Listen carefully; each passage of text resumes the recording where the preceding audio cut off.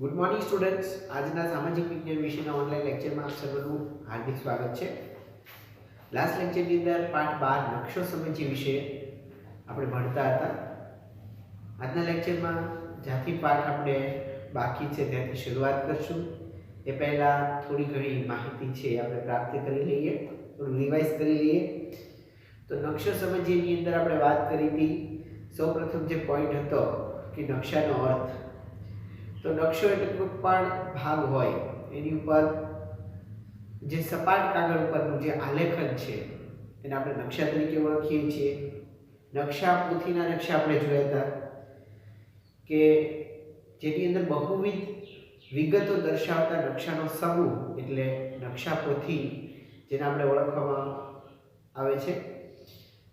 આ જે નકશા પોથીના નકશાની અંદર તો કે પ્રાકૃતિક નકશા છે, વહીવટી પ્રકારના નકશા, સાંસ્કૃતિક નકશા, રાજકીય નકશા જેવા અલગ અલગ પ્રકારના જે નકશાઓ છે એની આપણે વાત કરી હતી. ત્યાર પછી તો કે પ્રાકૃતિક નકશામાં કઈ કઈ વિગતો દર્શાવવામાં આવે છે, ઉચ્ચ પ્રદેશ, મેદાન, નદી, સરોવર વગેરે પ્રકારની જે માહિતી છે એ પ્રાકૃતિક નકશામાં દર્શાવવામાં આવે છે. તો સાંસ્કૃતિક નકશાની અંદર તો પરિવહન, ઉદ્યોગ, ખેતી, સિંચાઈ વગેરે બાબતોને દર્શાવવામાં આવતા હોય છે. નકશાના આપણે પ્રકારો પણ જોયા હતા. તો જેની અંદર છે હેતુ આધારિત નકશા, થીમેટિક મેપ. તો હેતુ આધારિત નકશાની અંદર આપણે વાત કરી હતી કે જેમાં બે પાર્ટ પડતા હતા, પ્રાકૃતિક નકશા અને સાંસ્કૃતિક નકશા. પ્રાકૃતિક નકશાની અંદર પાછું આપણે જોવા જઈએ તો કે કુદરત નિર્મિત જે વસ્તુઓ છે એનું આલેખન જે નકશામાં કરવામાં આવે એ પ્રાકૃતિક નકશા તરીકે ઓળખાય છે. પ્રકૃતિ, કુદરત, બરાબર, એમાં નિર્માણ પામેલા હોય છે. પ્રાકૃતિક ભૂમિ સ્વરૂપો જેમ કે પર્વત છે, ઉચ્ચ પ્રદેશ, મેદાન, નદી, મહાસાગરો વગેરે પ્રાકૃતિક નકશાની અંદર દર્શાવવામાં આવેલા હોય છે. વન્ય પ્રાણીઓ છે, વનસ્પતિ, જંગલ, ખનિજ, આ બધું છે એ પ્રાકૃતિક કુદરતી બાબતો છે. એટલે એને લગતું આખું વિવરણ છે એ પ્રાકૃતિક નકશાની અંદર દર્શાવવામાં આવેલું હોય છે. તો હેતુ આધારિત નકશા એ હેતુ આધારિત નકશાનો પેટા પ્રકાર છે પ્રાકૃતિક નકશા. એના વિશે આપણે માહિતી પ્રાપ્ત કરી હતી. હવે જે પ્રાકૃતિક નકશાની અંદર પાછા એના પેટા વિભાગ પડે છે. તો એમાં કયા કયા? તો કે પ્રાકૃતિક નકશાની અંદર જે ભૂપૃષ્ઠના નકશા, ભૂપૃષ્ઠની અંદર પર્વત, ઉચ્ચ પ્રદેશ, મેદાન, જળ પરિવાહ આ બધાનો આપણે સમાવેશ કરી શકીએ છીએ. જ્યારે હવામાન, આબોહવાના નકશા હતા તો કે એની અંદર કોઈ પણ સ્થળનું હવામાન છે, એની આબોહવા, એના તત્વો, એનું તાપમાન, વરસાદ, પવન આ બધી માહિતી છે એ તમને હવામાન અને આબોહવાના નકશા દ્વારા પ્રાપ્ત થાય છે. આપણે જોતા હોઈએ છીએ કે ટીવીની અંદર પણ આવા જે તાપમાન, આબોહવા છે હવામાન ખાતા દ્વારા આપણને આપવામાં આવતા હોય છે ચોક્કસ આંકડાઓ. ખગોળીય નકશા, ખગોળીય નકશા એટલે કે ખગોળની અંદર જે કઈ ઘટના છે જેમ કે ગ્રહ છે, ઉપગ્રહ, આકાશગંગા, નક્ષત્રો વગેરે જે અવકાશી પદાર્થો છે એની માહિતી આપતા નકશા જેને ખગોળીય નકશા તરીકે ઓળખવામાં આવે છે. તો પ્રાકૃતિક નકશાની અંદર ભૂપૃષ્ઠના નકશા છે, હવામાન અને આબોહવાના નકશા છે અને ખગોળીય નકશા, એમ આ ત્રણ પ્રકારના નકશાનો આપણે સમાવેશ કરી શકીએ છીએ. જ્યારે સાંસ્કૃતિક નકશાની જો વાત કરવામાં આવે તો માનવ સર્જિત વિગતનું આલેખન કરતા નકશા એટલે સાંસ્કૃતિક નકશા. માનવ સર્જિત વિગતો હોય એનું આલેખન કરતા એટલે સાંસ્કૃતિક નકશા. બે પ્રકાર છે, બરાબર, એક તો કે પ્રાકૃતિક નકશા અને બીજું સાંસ્કૃતિક નકશા. પ્રાકૃતિક નકશામાં કુદરતી બાબતો આવે છે, જ્યારે સાંસ્કૃતિક નકશાની અંદર તો કે માનવ સર્જિત બાબતો આવે છે, માનવ સર્જિત વિગતોનું આલેખન કરવામાં આવે છે.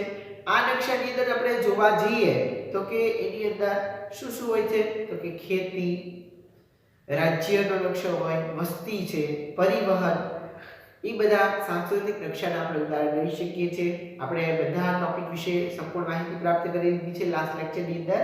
રાજકીય નકશાની અંદર જો જોવા જઈએ તો એમાં ખંડ છે, પછી દેશ છે, સ્થાનિક વહીવટ તંત્ર છે, સરહદોની માહિતી આપણે પ્રાપ્ત કરી શકીએ છીએ. કોઈ દેશ છે, ખંડ છે, કોઈ રાજ્ય છે અને જિલ્લા, તાલુકા, ગ્રામ્ય આ બધા રાજકીય નકશાની અંદર આપણે સમાવેશ કરી શકીએ. ઔદ્યોગિક નકશા, ઉદ્યોગોને લગતા, ઉદ્યોગોનો તબક્કાવાર ઇતિહાસ છે, ઉત્પાદન એ બધી માહિતી આપણને ઔદ્યોગિક નકશા દ્વારા પ્રાપ્ત થાય છે, એ પણ સાંસ્કૃતિક નકશામાં આવશે, માનવ નિર્મિત વિવરણના નકશા છે. ત્યાર પછી ઐતિહાસિક નકશા, એમાં પણ કોઈ પણ પ્રાદેશિક હોય કે રાષ્ટ્રીય વહીવટતંત્ર હોય એનો ઇતિહાસ દર્શાવતા નકશા એટલે ઐતિહાસિક નકશા આપણે ગણી શકીએ છીએ. તો આવી રીતે સાંસ્કૃતિક નકશાની અંદર રાજકીય, ઔદ્યોગિક અને ઐતિહાસિક જે માનવ નિર્મિત બાબતો છે, જે માણસ દ્વારા નિર્મિત થતી હોય એ બાબતોનું આપણે વિવરણ કરી શકીએ છીએ. જ્યારે પ્રાકૃતિક નકશાની અંદર તો કે પ્રકૃતિને કુદરતને લગતી બાબત છે, ભૂપૃષ્ઠ, હવામાન, ખગોળીય નકશા છે. માપના આધારે જે નકશાના પ્રકાર આપવામાં આવ્યા છે એની પણ આપણે વાત કરી લીધી હતી. તેમાં મોટા માપના નકશા અને નાના માપના નકશા છે.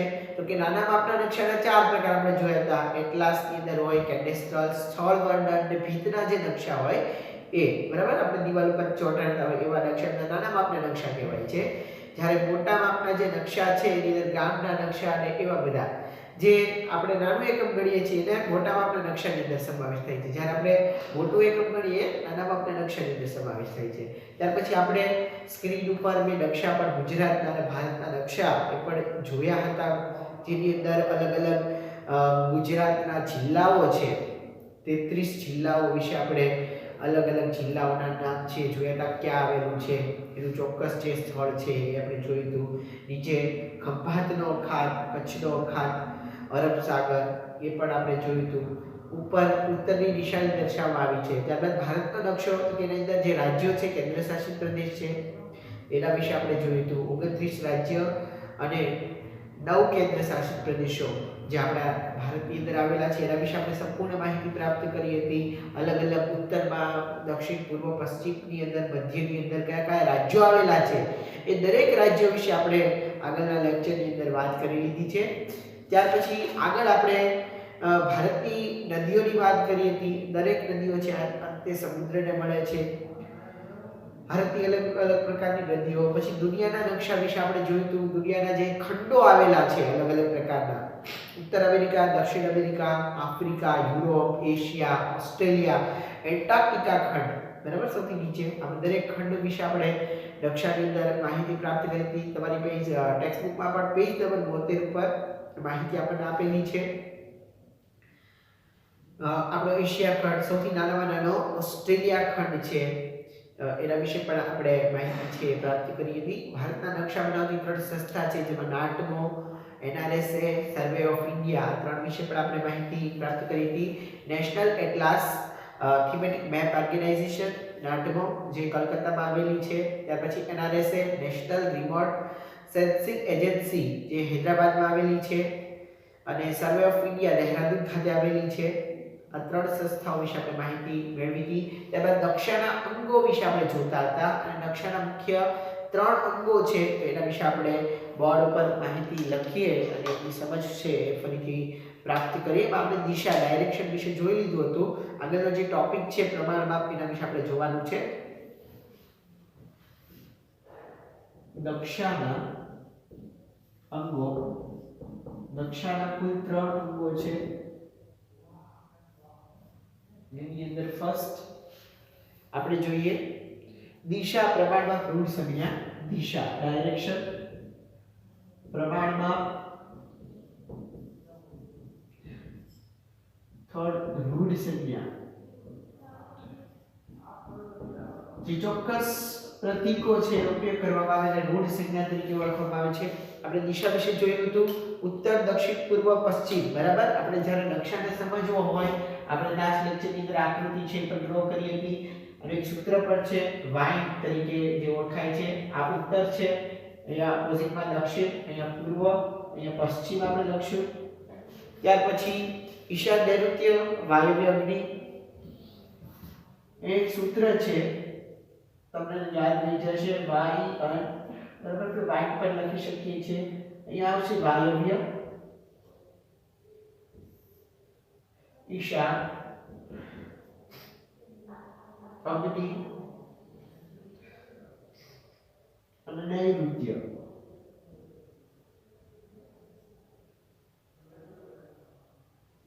તો આ રીતે તમે યાદ રાખી શકો છો, જેમાં ઉત્તર પૂર્વ કે તો ઈશાન, પૂર્વ દક્ષિણ કે તો અગ્નિ અથવા દક્ષિણ પૂર્વ કે તો અગ્નિ, બરાબર. દક્ષિણ પશ્ચિમ નૈઋત્ય, પશ્ચિમ ઉત્તર તો કે વાયવ્ય, તો ઉત્તર પશ્ચિમ વાયવ્ય, ઉત્તર પૂર્વ ઈશાન, ઉત્તર પશ્ચિમ વાયવ્ય, બરાબર.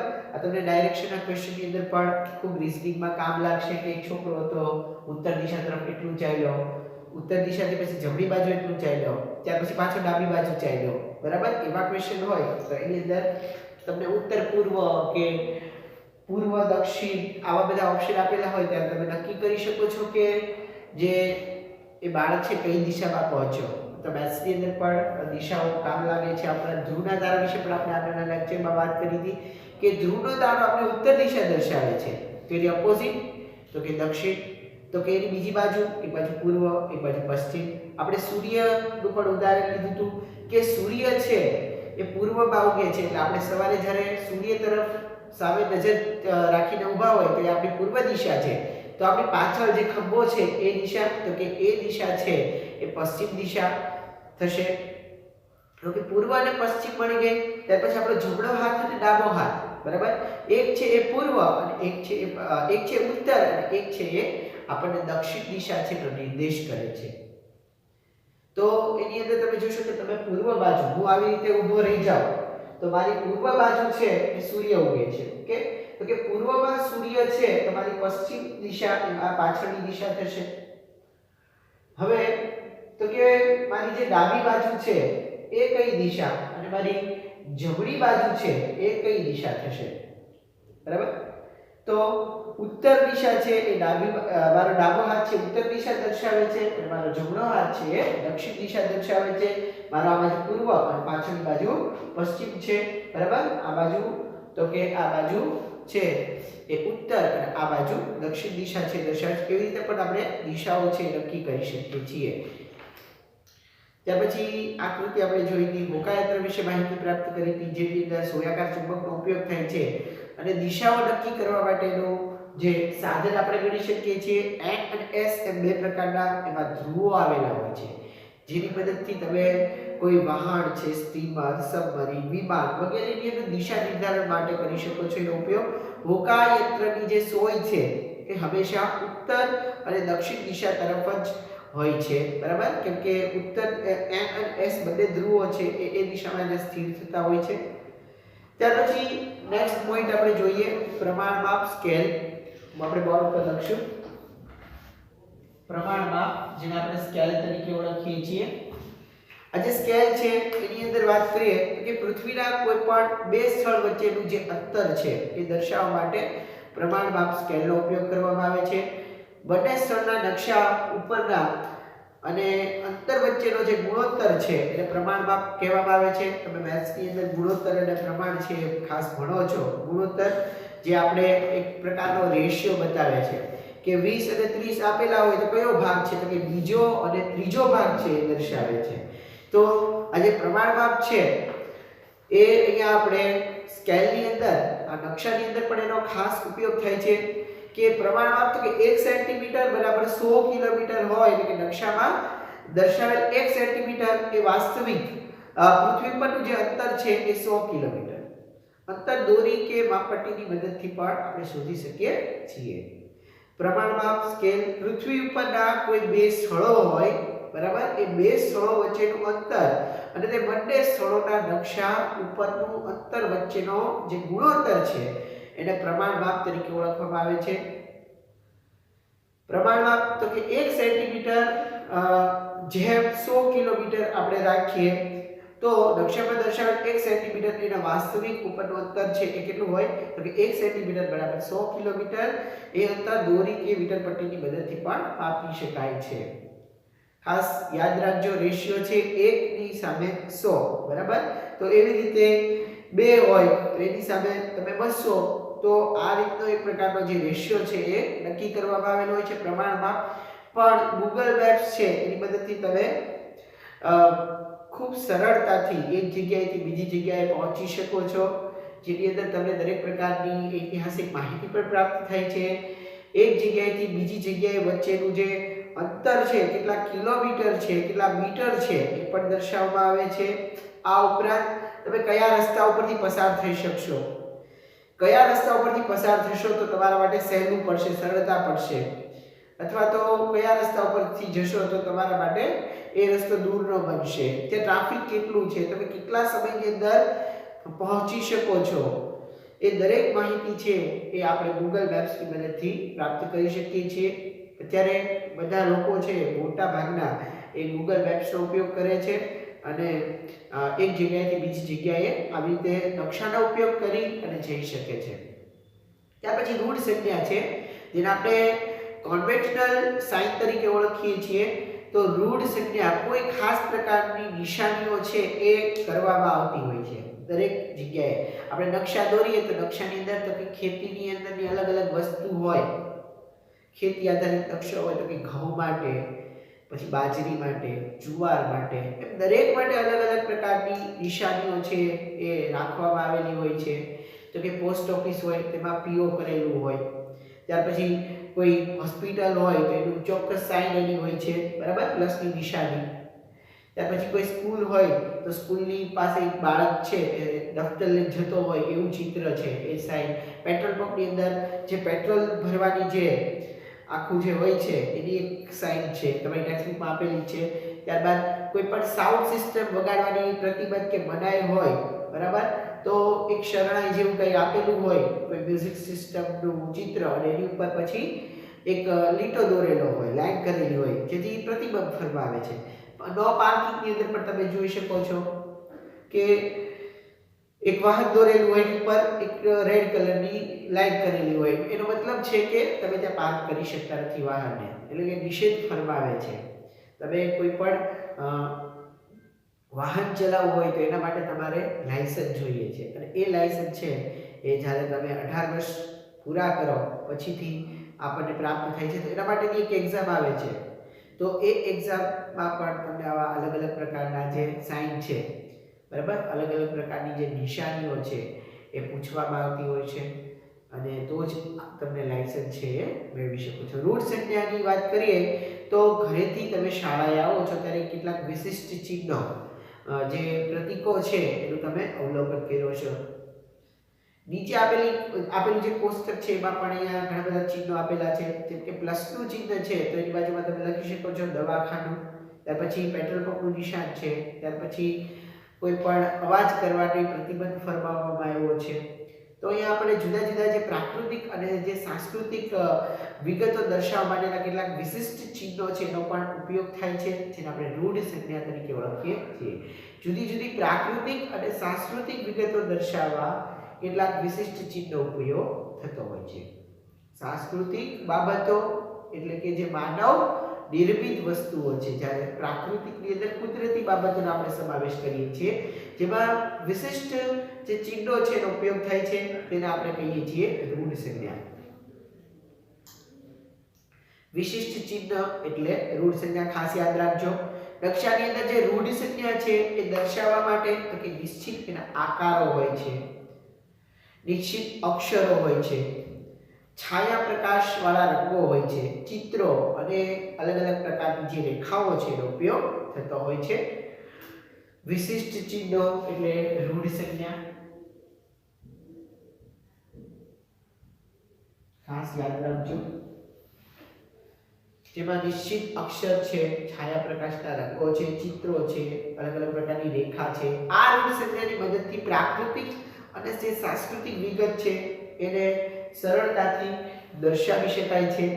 નકશાની રૂઢ સંજ્ઞાની ભાષા, એના ચિહ્નો એ પણ સરળ અને સર્વસામાન્ય ભાષાઓ છે.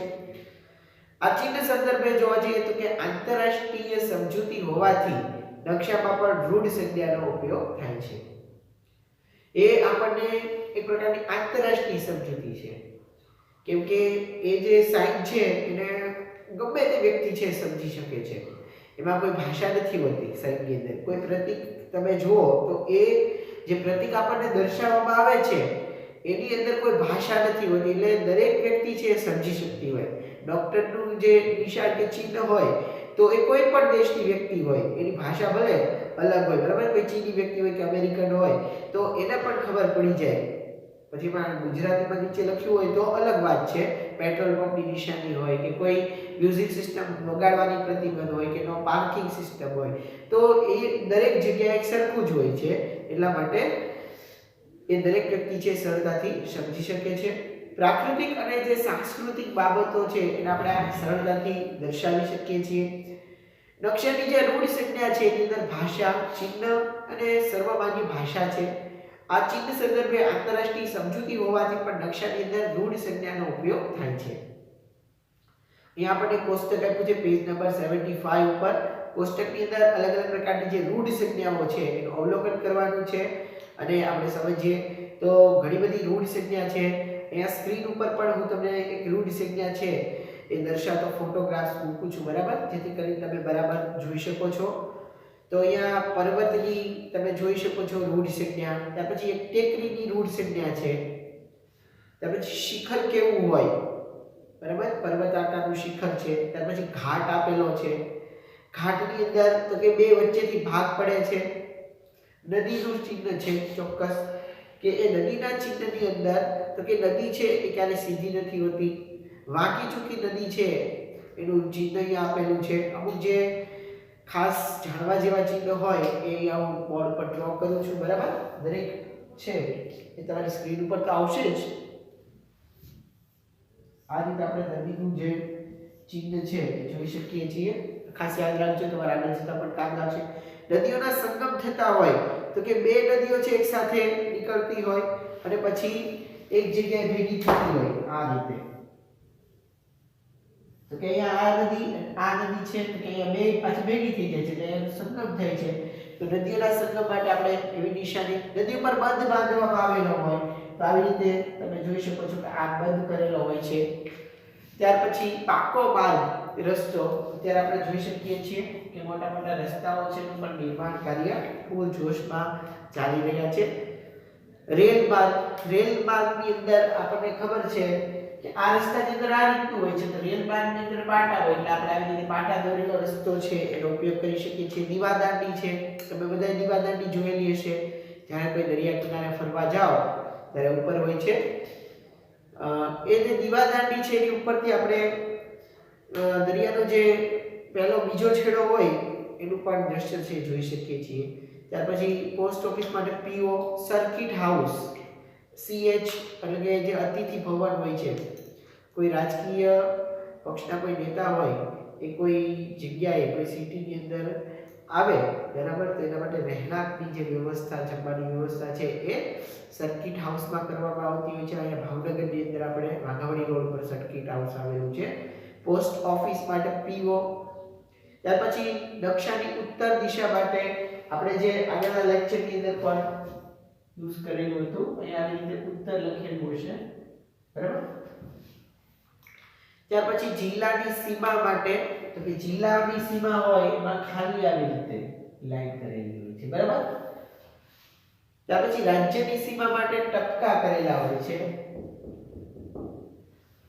જિલ્લા માટે તો તમને નાના લાઈન કરેલી છે, જ્યારે રાજ્યની સીમા માટે ડોટ છે. ત્યાર પછી આંતરરાષ્ટ્રીય સરહદ માટે બંને આવશે, લાઈન રીતે અને ડોટ રીતે. ત્યાર પછી પ્રમાણ માપ લેવા માટે આ જો તમે જ્યારે નકશો દોરતા હશો તો પ્રમાણ માપ આપણે લઈએ છીએ, તો પ્રમાણ માપ માટેનું તો ચિહ્ન આપણને ખબર હોવું જોઈએ, તો એ પણ અહીંયા દોરેલું છે. દેશની રાજધાની, બરાબર, દેશની રાજધાની માટે આ રીતે અહીંયા સિમ્બોલ નક્કી કરવામાં આવેલું છે. આપણા દેશની રાજધાની દિલ્હી છે, કેપિટલ તરીકે પણ આપણે ઓળખીએ છીએ ઇંગ્લિશમાં. દેશની રાજધાની, રાજ્યનું પાટનગર, દરેક રાજ્યના અલગ અલગ પાટનગર હોય, એનું મુખ્ય મથક આપણે કહીએ છીએ. આપણે ગુજરાતનું ગાંધીનગર છે. ત્યાર પછી જિલ્લાનું મુખ્ય મથક હોય, દરેક જિલ્લા હોય છે. રાજ્યના પાટનગરની અંદર આ રીતે છે. હું રેડ કલર કરું છું પણ રેડ કલર છે એ તમને બ્લેક માં આપેલું છે, બરાબર, તમારે બ્લેક સમજવાનું. જિલ્લાનું મથક ખાલી ગોળ સર્કલ.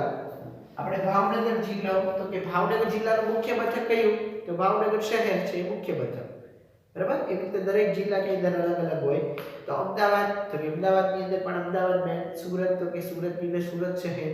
એવી રીતે અલગ અલગ જે જિલ્લા છે એનો અલગ અલગ એનું સેન્ટર પણ હોય છે. જિલ્લાનું મુખ્ય મથક પછી શહેર માટે તો ગોળ જ છે, પણ કેવું તો કે જિલ્લા માટે મોટું અને શહેર માટે થોડું નાનું ગોળ. જંગલો હોય તેની અંદર એકલા વૃક્ષો દોરેલા હોય છે. એ વૃક્ષો દોરેલા હોય તો એ સિમ્બોલને આપણે એ સાઈડને આપણે જંગલ ગણવાનું છે. પોલીસ સ્ટેશન, જો આ ખાસ યાદ રાખજો, PO એટલે પોસ્ટ ઓફિસ ફૂલ ફોર્મ અને PS એટલે પોલીસ સ્ટેશન, બરાબર.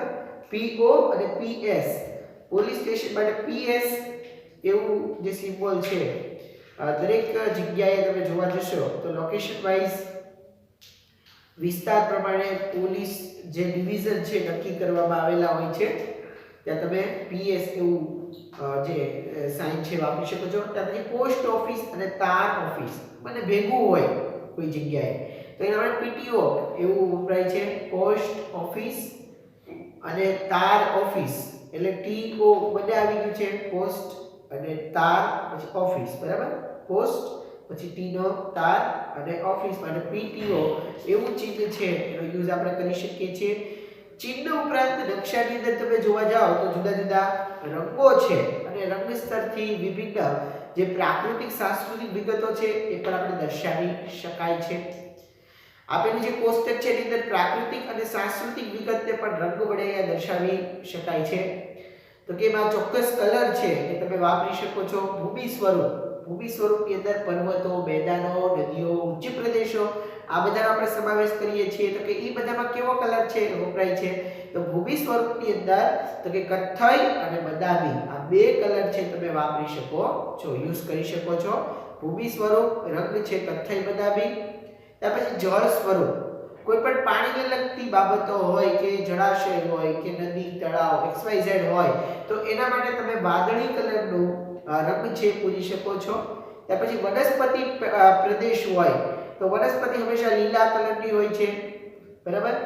ક્લોરોફિલ એના કારણે લીલો કલર હોય છે તો આપણે લીલો કલર છે એવું યુઝ કરી શકીએ છીએ, ગ્રીન. ત્યાર પછી રેલમાર્ગ, રેલમાર્ગ માટે હંમેશા કેવો કલર વપરાય છે? બ્લેક, કાળો. ત્યાર પછી જમીન માર્ગ માટે લાલ અને ખેતી માટે પીળો. આ દરેક કલર છે તમારે યાદ રાખવાના છે, આગળ જતા પણ તમને ખૂબ ઉપયોગી આવશે. એટલે આપણે અહીંયા બોર્ડ ઉપર છે એ લખી લઈએ.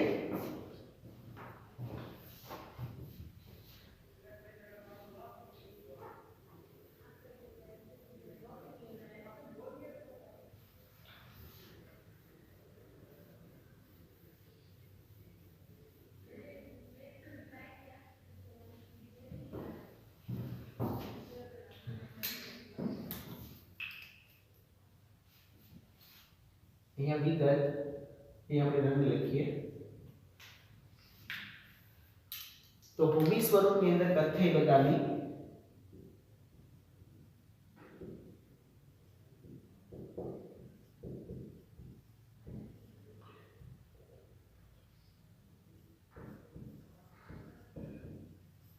ત્યાર પછી નેક્સ્ટ છે જળ સ્વરૂપમાં વાદળી,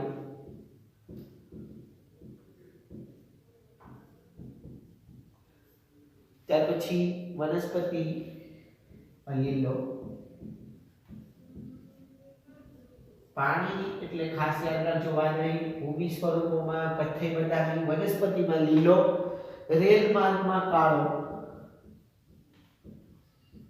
આપણે યાદ રાખવાનું છે રેલવેની એક્ઝામ હોય તો તમને રેલ માર્ગમાં કેવો કલર નકશાનો વપરાય છે એવા પ્રશ્ન પૂછી શકે. જમીન માર્ગમાં લાલ,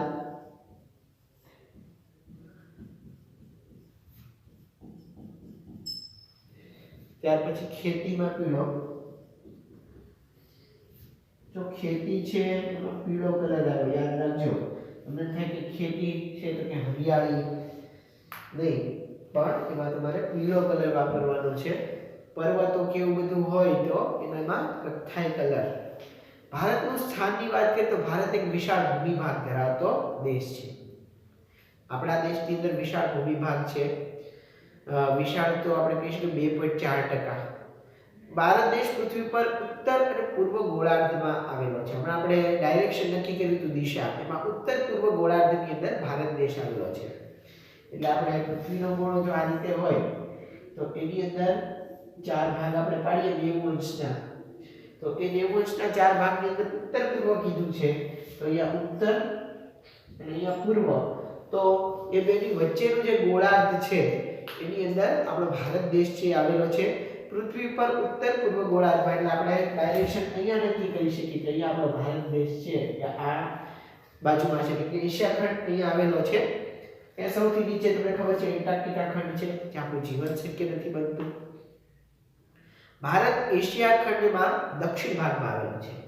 અહીંયા એશિયા ખંડ આવેલો છે. એશિયા ખંડની અંદર તો કે એના પાસે દક્ષિણ ભાગની અંદર આપણો ભારત દેશ છે. ભારતની ઉત્તરે શું છે તો કે હિમાલય પર્વતમાળા છે. પૂર્વ દિશાએ બંગાળાનો ઉપસાગર આવેલો છે.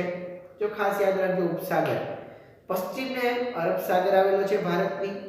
ભારતનો મુખ્ય ભૂમિખંડનો વિસ્તાર 8.4 થી 37.6 ઉત્તર અક્ષાંશ અને 68.7 થી 97.25 પૂર્વ રેખાંશ વચ્ચે આવેલું છે. ભારત 8 થી 37 અક્ષાંશ, અહીંયા આપણે 8 થી 37 લખીએ, ઉત્તર અક્ષાંશ વચ્ચે આવેલો છે આપણો દેશ, અને 68 થી 97 પૂર્વ રેખાંશ વચ્ચે આવેલો છે. આપણે યાદ રાખજો, બરાબર. આમાં 8.4 37.6 છે અને 68.7 થી 97.25 પૂર્વ રેખાંશ વચ્ચે આપણો ભારત દેશ છે.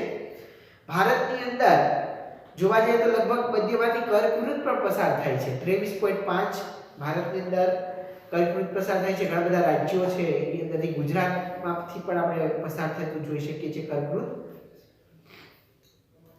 કુલ આપણે જોવા જઈએ તો અક્ષાંશ અને રેખાંશ વૃત્ત જે કુલ છે 360 180 ના બે ભાગ પડે છે, બરાબર. એની પરથી આપણે નક્કી કરી શકીએ કે આપણો ભારત દેશ અહીંયા આવેલો છે.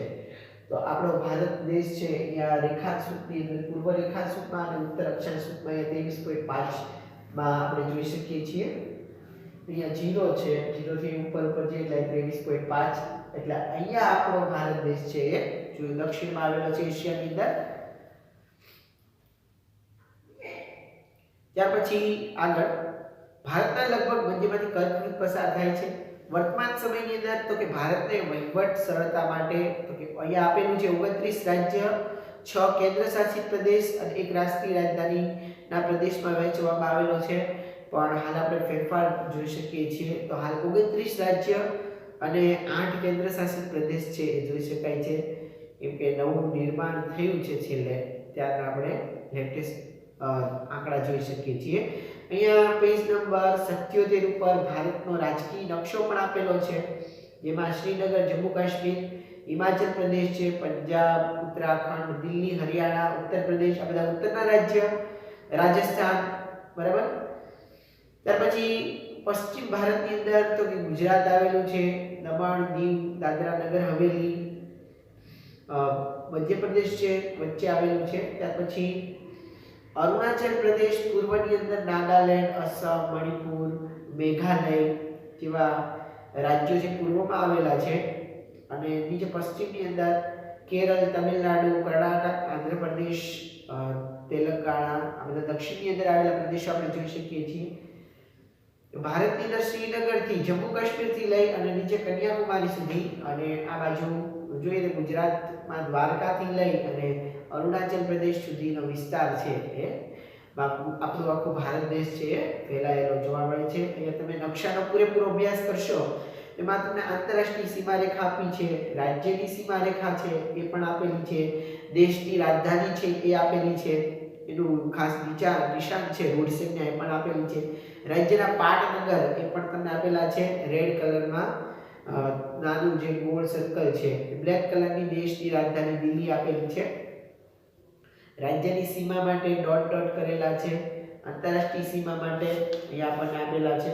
ત્યાર પછી રેખાંશ વૃત્ત, અક્ષાંશ વૃત્ત એ પણ તમને ઉપર નકશામાં દોરેલા બતાવ્યા છે, બરાબર. ઉપરના છે તો ઊભા જે છે એ રેખાંશ વૃત્ત, કેમ કે રેખાંશ વૃત્ત ઊભી રેખા દર્શાવે છે, આડી રેખા અક્ષાંશ છે એ પણ આપણને અહીંયા પેજ નંબર 77 ઉપર દર્શાવવામાં આવેલું છે. તો આખો નકશો છે એનો તમે વિગતવાર અભ્યાસ છે એ કરી શકો છો અને એ નકશાના આધારે બધી જે વિગતો છે એ તમે જોઈ શકો છો.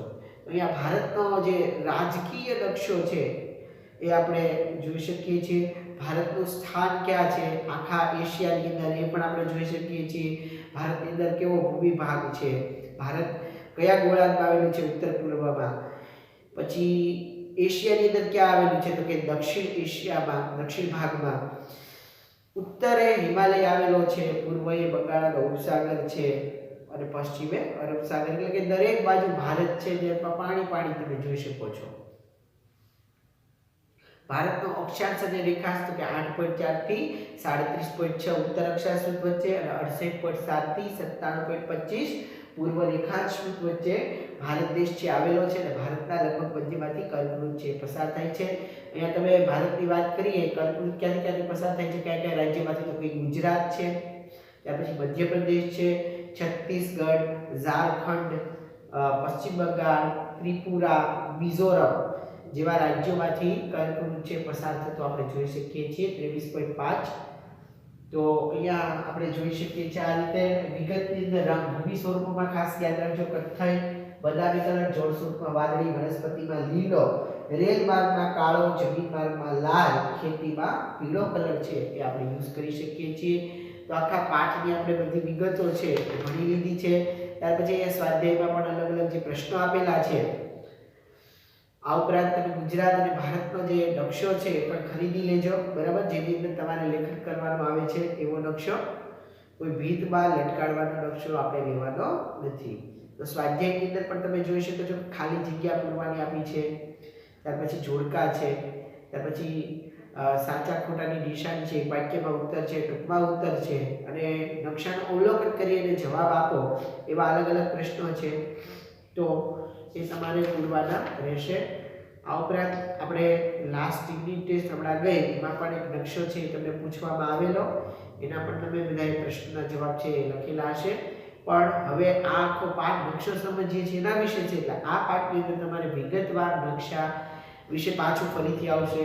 પરીક્ષાની અંદર પણ નકશા પૂર્તિ છે એ પૂછવામાં આવે છે. તો ખાસ દરેક વિદ્યાર્થીઓ છે એ બાબતે ક્લિયર કરે અને નકશાઓ છે એને સારી રીતે પૂરવાનું ધ્યાન રાખશે. એના પર તમને ખાસ માર્ક્સ મળતા હોય છે. અને આગળ જતા ભૂગોળની અંદર નકશાનું ખૂબ મહત્વ રહેલું છે. તો વિદ્યાર્થી મિત્રો, આજના લેક્ચરની અંદર આપણે પાઠ પૂર્ણ કરી લીધો છે. હવે સ્વાધ્યાય આજના હોમવર્કમાં તમને આપવાનો છે ટેક્સ્ટ બુકનો સ્વાધ્યાય. આ ઉપરાંત પાઠની પીડીએફ છે કે જેમાંથી તમારે સ્વાધ્યાય પોથી છે એ પૂર્ણ કરવાની રહેશે સારા અક્ષરે. તો એ પીડીએફ છે એ પણ તમને મોકલવામાં આવશે તમારા જે વોટ્સએપના ગ્રુપ છે એની અંદર. તો એમાંથી તમે એ પણ પૂર્ણ કરી લેજો. એ આપણે સ્વાધ્યાય છે એ હોમવર્કમાં આપવાનો છે. આજનો હોમવર્ક છે ખાસ દરેક વિદ્યાર્થી નોંધી લેશે.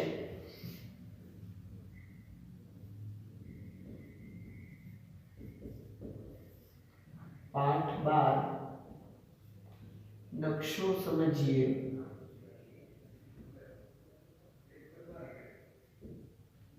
પાઠનો પાઠ્ય પુસ્તક નો સ્વાધ્યાય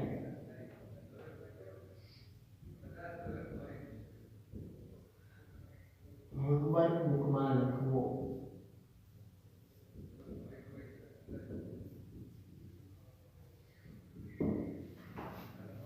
બરાબર, પાઠ્યપુસ્તકમાં જે સ્વાધ્યાય છે પેજ નંબર 78 ઉપર તમારા હોમવર્ક બુકની અંદર લખવાનો રહેશે. એક નકશો પણ આપેલો છે, એ નકશો તમે બુક સ્ટોરમાંથી ખરીદી અને પૂર્ણ કરી લેજો. તો વિદ્યાર્થી મિત્રો, આજના લેક્ચરની અંદર બસ આટલું જ. સાથે સાથે એનિમેશન વિડીયો છે એ પણ ખાસ નિહાળવાનું ચૂકતા નહીં. તો આજના લેક્ચરની અંદર બસ આટલું જ. ફરીથી નવા લેક્ચરની અંદર પાછા નવા યુનિટ સાથે ઉપસ્થિત થશું. આવજો, આભાર, થેન્ક યુ સો મચ. ધોરણ 6 પ્રકરણ 12 નકશો સમજીએ. પ્રવાસીઓ ગુજરાતના જુદા જુદા પ્રવાસન સ્થળો જેવા કે સોમનાથ, દ્વારકા, તરણેતર, અંબાજી, ધોરડો, સાપુતારા વગેરે સ્થળોની મુલાકાત લે છે. તેઓ આ પ્રવાસન સ્થળોના ભૌગોલિક વિસ્તારથી અજાણ હોવા છતાં પોતે નિશ્ચિત કરેલ સ્થળો સુધી ખૂબ જ સરળતાથી પહોંચી જાય છે. તેનું કારણ શું? કારણ માત્ર એટલું જ કે તેમની પાસે પ્રવાસન સ્થળો દર્શાવતો નકશો હોય છે. તેઓ નકશા વાંચન દ્વારા પોતાના પ્રવાસન સ્થળ અંગેની માહિતી પ્રાપ્ત કરી શકે છે. વર્તમાન સમયમાં પ્રવાસ ઉપરાંત બીજા અનેક પ્રકારના હેતુઓ માટે નકશા ખૂબ જ ઉપયોગી બની ગયા છે. આજે તો વિજ્ઞાન અને ટેકનોલોજીના યુગમાં જીપીએસ એટલે કે ગ્લોબલ પોઝિશન સિસ્ટમની મદદથી તમે વિશ્વના કોઈ પણ સ્થળે સ્વયં પહોંચી શકો છો. આપણે આ પ્રકરણમાં નકશા વિશે સમજ મેળવીએ. પૃથ્વીનો ગોળો પૃથ્વીનો અભ્યાસ કરવા માટે ઉપયોગી છે, પણ જ્યારે પૃથ્વીના કોઈ એક ખંડ, દેશ, રાજ્ય, જિલ્લા, તાલુકા, શહેર કે ગામનો અભ્યાસ કરવા માટે નકશો વધારે ઉપયોગી છે. નકશા શબ્દનો અંગ્રેજી પર્યાય મેપ છે.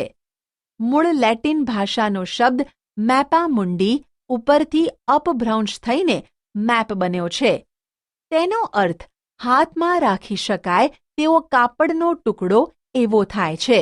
સામાન્ય અર્થમાં નકશો પૃથ્વીની સપાટી અથવા તેના કોઈ એક ભાગના સપાટ કાગળ પરના આલેખનને નકશો કહેવાય છે. મોટો વિસ્તાર ધરાવતા પ્રદેશની ઘણી બધી વિગતોને નકશામાં સમાવેશ કરી શકાય છે. નકશા પોથીના નકશા એટલાસ મેપ. પૃથ્વી અથવા તેના વિશાળ ભાગની બહુવિધ વિગતો દર્શાવતા નકશાના સમૂહને નકશા પોથી કહે છે. તેમાં રાજકીય, વહીવટી, પ્રાકૃતિક અને સાંસ્કૃતિક વિગતો દર્શાવેલ હોય છે. નકશાની મદદથી જે તે પ્રદેશની સંપૂર્ણ વિગતો જાણી શકાય છે.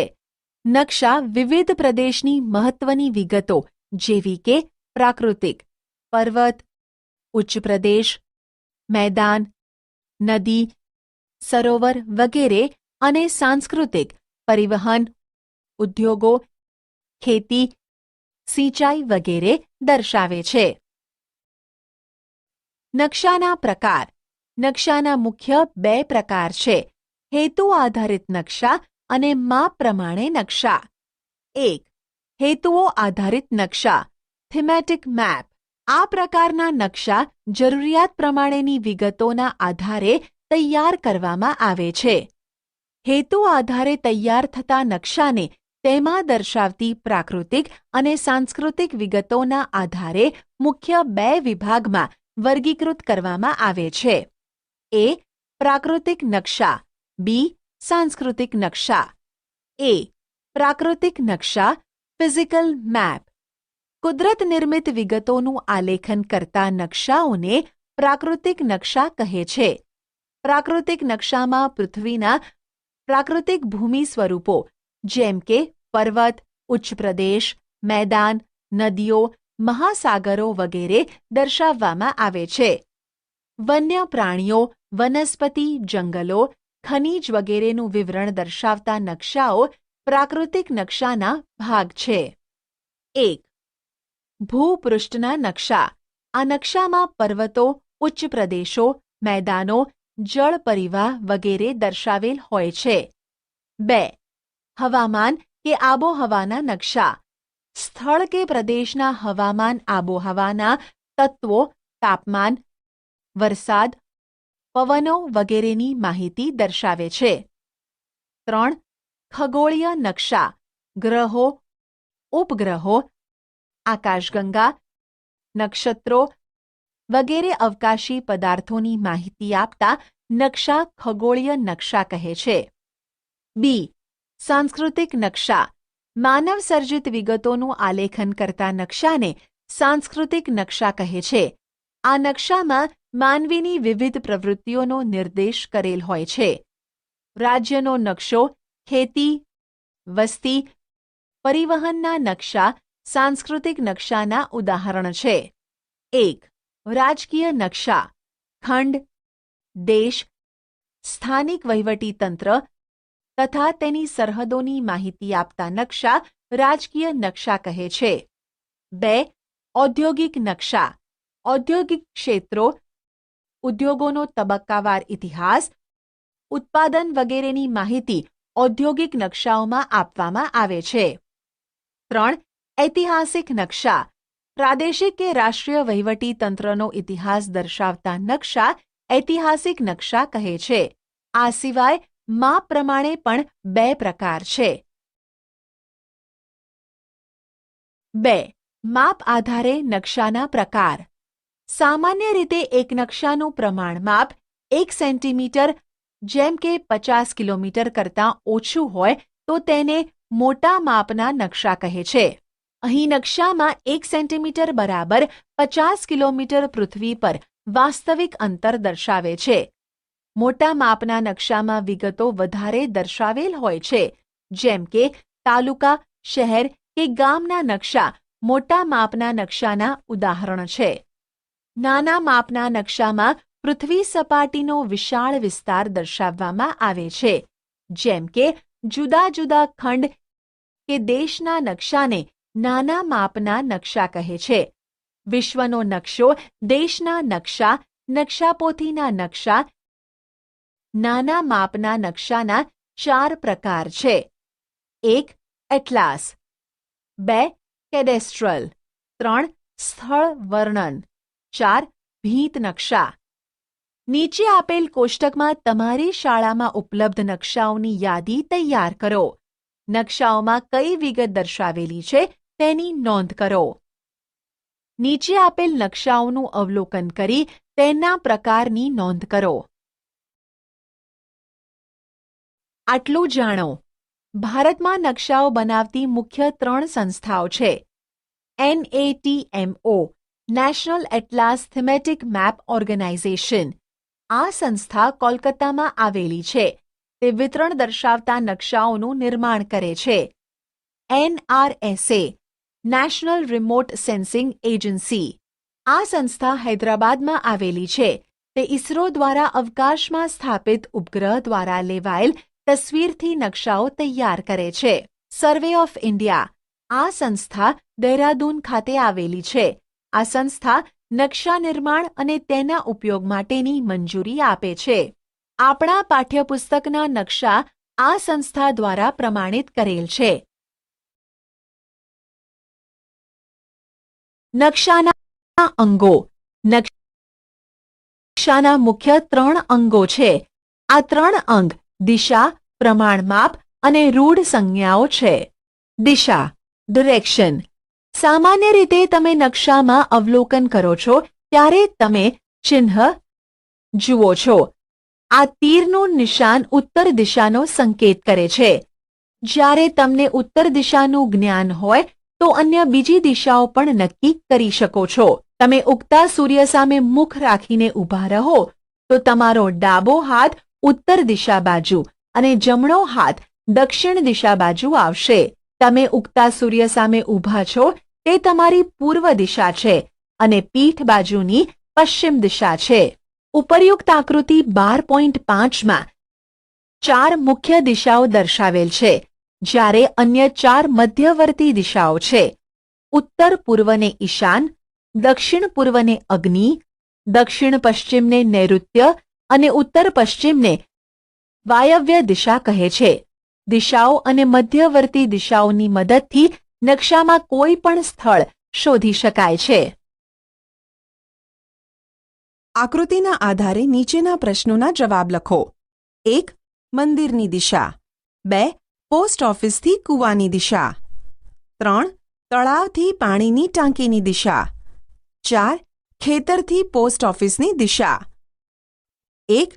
મંદિરની દિશા પૂર્વ છે, એટલે કે મંદિર પૂર્વ દિશામાં છે. 2. પોસ્ટ ઓફિસથી કૂવાની દિશા પશ્ચિમ દિશા છે. 3. તળાવથી પાણીની ટાંકીની દિશા પૂર્વ દિશા છે. 4. ખેતરથી પોસ્ટ ઓફિસની દિશા પૂર્વ દિશા છે. સાચો જવાબ પસંદ કરી યોગ્ય જગ્યાએ ડ્રેગ એન્ડ ડ્રોપ કરો. આટલું જાણો. હોકાયંત્ર. ચુંબકના ગુણધર્મને આધારે વિકસાવવામાં આવેલ સાધનને હોકાયંત્ર કહે છે. હોકાયંત્ર કાચથી ઢંકાયેલું બોક્સની અંદર એક ચુંબકીય સોય ધરી પર રાખેલી હોય છે, જે મુક્ત રીતે ફરી શકે છે. સોય ઉપર એન અને એસ દર્શાવેલ હોય છે. હોકાયંત્રનો ઉપયોગ વહાણ, સ્ટીમર, સબમરીન, વિમાન વગેરેમાં દિશા નિર્ધારણ માટે થાય છે.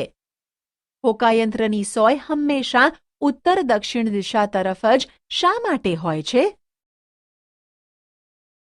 પ્રમાણમાપ સ્કેલ. પૃથ્વી ઉપરના કોઈ પણ બે સ્થળ વચ્ચેનું અંતર અને તે બંને સ્થળોના નકશા ઉપરના અંતર વચ્ચેના ગુણોત્તરને પ્રમાણમાપ કહે છે. પ્રમાણમાપ 1 સેન્ટીમીટર જેમ 100 કિલોમીટર હોય એટલે કે નકશામાં દર્શાવેલ 1 સેન્ટીમીટર વાસ્તવિક પૃથ્વી પરનું અંતર 100 કિલોમીટર છે. અંતર દોરી કે માપપટ્ટીની મદદથી શોધી શકાય છે. રૂઢ સંજ્ઞાઓ કન્વેન્શનલ સાયન્સ. વિદ્યાર્થી મિત્રો, તમે ઘરેથી શાળાએ આવો છો ત્યારે કેટલાક વિશિષ્ટ ચિહ્નો કે પ્રતીકોનું અવલોકન કર્યું હશે. નીચે આપેલ કોષ્ટકમાં તમે જોયેલા ચિહ્નો દોરો અને તેની વર્ગખંડમાં ચર્ચા કરો. નકશામાં જુદી જુદી પ્રાકૃતિક અને સાંસ્કૃતિક વિગતો દર્શાવવા કેટલાક વિશિષ્ટ ચિહ્નોનો ઉપયોગ થાય છે. તેને રૂઢ સંજ્ઞાઓ કહે છે. નકશામાં રૂઢ સંજ્ઞાઓ દર્શાવવા માટે નિશ્ચિત અક્ષરો, છાયાપ્રકાશ, રંગો, ચિત્રો અને રેખાઓનો ઉપયોગ કરવામાં આવે છે. આ રૂઢ સંજ્ઞાઓની મદદથી પ્રાકૃતિક અને સાંસ્કૃતિક વિગતો સરળતાથી દર્શાવી શકાય છે. નકશાની રૂઢ સંજ્ઞાઓની ભાષા કે ચિહ્નો સરળ અને સર્વમાન્ય ભાષા છે. આ ચિહ્નો સંદર્ભે આંતરરાષ્ટ્રીય સમજૂતી હોવાથી નકશાઓમાં રૂઢ સંજ્ઞાઓનો ઉપયોગ થાય છે. નીચે આપેલ કોષ્ટકમાં રૂઢ સંજ્ઞાઓનું અવલોકન કરો અને તમારા શિક્ષકની મદદથી સમજો. ચિહ્નો ઉપરાંત નકશામાં જુદા જુદા રંગ અને રંગ સ્તરથી વિભિન્ન પ્રાકૃતિક અને સાંસ્કૃતિક વિગતો દર્શાવી શકાય છે. નીચે આપેલ કોષ્ટકમાં પ્રાકૃતિક અને સાંસ્કૃતિક વિગતોને રંગ વડે દર્શાવેલ છે.